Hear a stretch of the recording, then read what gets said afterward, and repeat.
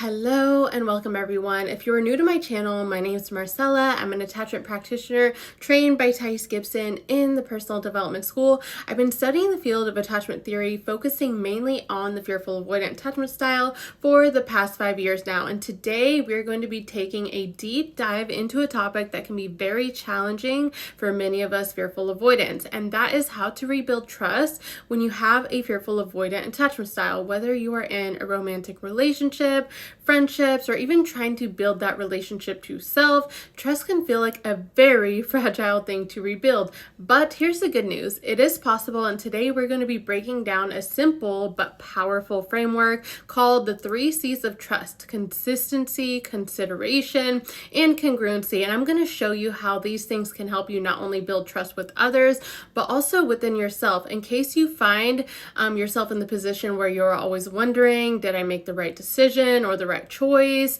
Or if you're always having to ask other people if they agree and you kind of need that outside validation, then this can be a very good indicator that you don't have a good trust baseline within yourself or within others. But before we kind of dive into those 3 C's, let's quickly understand what the fearful avoidant attachment style actually is. If you're someone who experiences anxiety in relationships but also tends to pull away or push away when things get too close, you probably identify with this attachment style. For fearful avoidance, building trust is especially hard because we often fear rejection and abandonment, but at the same time, we crave intimacy. So in addition to this, we typically grew up in environments where we didn't feel like we could actually trust our caregivers to show up for us or to love us in the way that we actually needed. So there's kind of like this push-pull dynamic going on where we're afraid of getting hurt, but we also want to be seen, loved, and understood. Does this sound familiar? And so this really makes trust like an impossible thing to sustain long term, but trust is key to building any healthy relationship, especially with ourselves. And that's why the 3 C's are so important to learn about and to start integrating into your life today. Now let's go over the 3 C's of trust that will guide us in rebuilding trust with ourselves and in our relationships. These are, like I mentioned earlier, consistency, consideration, and congruency. So number 1, consistency. Now consistency is so important because trust tends to kind of like thrive in environments where things feel predictable and stable. For fearful avoidance, since we usually didn't grow up in stable environments, we tend to have a lot of emotional ups and downs depending on what's going on around us. One minute we might be all in, and then the next minute we kind of shut down. And so to build trust, especially with ourselves, we need to create consistency in our actions, thoughts, and emotions. And this might be like creating small daily rituals and practices that reassure you. It could be something simple like making a check-in with yourself regularly. How am I feeling today, right? And so in relationships, it's also important to actually communicate that need for consistency from our loved ones. This might mean sharing the importance of daily text or phone calls or weekly date nights or being home with one another for dinner every single evening, whatever that looks like, to kind of create consistency within your environment. And it doesn't mean you have to be locked into these patterns in order to thrive. It just means that it's your preference, and if things change or someone gets busy, it is okay, but it's best if they kind of let you know the why behind things. The why behind things can make such a big difference in how the fearful avoidant will interpret what is going on around them, because when they don't know the why behind things, fearful avoidants tend to kind of go into this negative thought pattern, and giving it negative meanings such as they must not care about me, or I knew it, they weren't going to show up for me, they must not love me. So again, creating a sense of consistency within yourself and being able to communicate the need to others is going to be a huge part of the healing journey and rebuilding trust for the fearful avoidant. I just want to jump on here and let you know that I have a fearful avoidant blueprint located on my website for just $10. This fearful avoidant blueprint has the characteristics, traits, the common behavioral patterns that the fearful avoidant experiences. This is very helpful for any fearful avoidant who is just looking to gain insights about themselves, so I encourage you to get that. Also, if you're interested in any coaching opportunities with me, I am a fearful avoidant specialist and I'm here to help you along the journey. Sending lots of love. God bless. Number 2 is going to be consideration. Consideration is all about empathy and thinking about how your actions, words, and behaviors will actually affect yourself.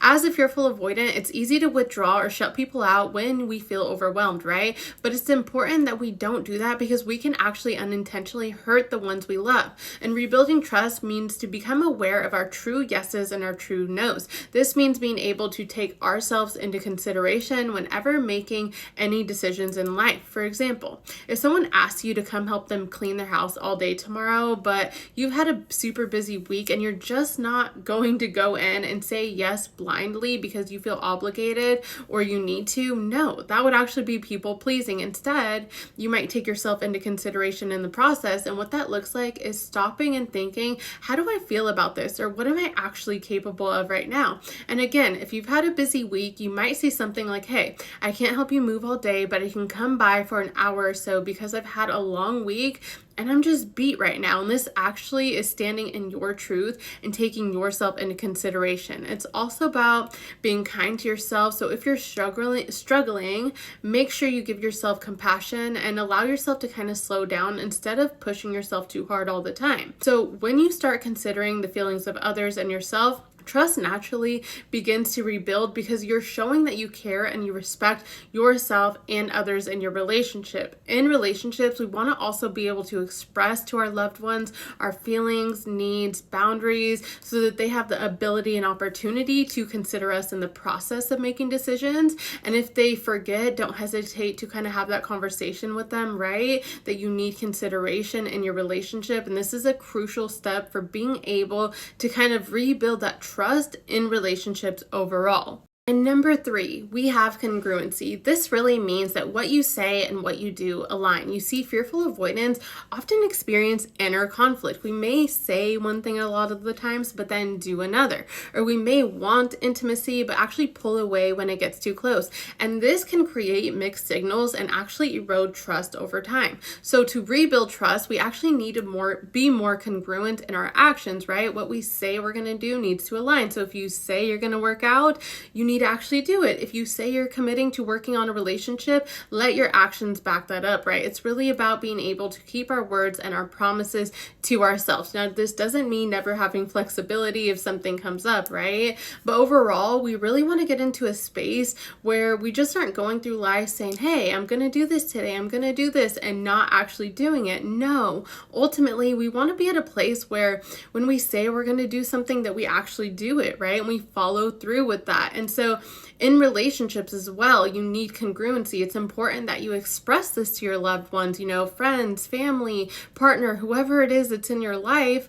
That congruency is very important because imagine if somebody says they're going to come by your job every single day and bring you a coffee, but they never show up, are you actually going to trust them? No. Eventually it's like, oh, they're just saying that, but they don't actually mean it. And when that happens, it makes it tough to actually trust that person with bigger things like our feelings and our needs. So really being able to make sure you're making a conscious effort to create congruency in the relationship to self, and then as well as communicating the importance of this from others, it's really going to be a vital part of the fearful avoidance journey to rebuilding that trust again in their lives. And so when we talk about trust, it's so important to realize that trust is not about how we just relate to others, right? But also about how we relate to ourselves. Fearful avoidants often struggle with self-trust because we doubt our own judgment and second guess our feelings constantly. So start by kind of practicing consistency in how you treat yourself. Keep promises to yourself, practice self-care, and do not neglect your emotional needs. Consider yourself when you're feeling overwhelmed or afraid, and kind of check in with yourself instead of withdrawing. And finally, be congruent with yourself. Align your words with your actions. If you say you're working on something, take steps to that commitment. And in relationships, be sure to communicate the importance of these 3 C's with your partner, friends, or even family members, right? If you're consistent in communicating these things, trust will naturally start to rebuild on its own. And I know firsthand that rebuilding trust as a fearful avoidant can be very tough and be very hard, right?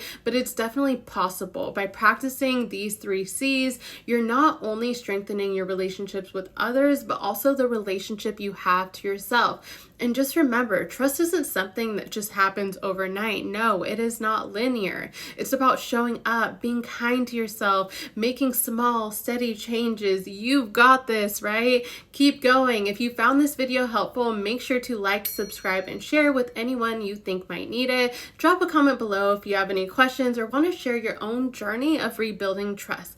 I would love to hear from you. See you in the next video. God bless.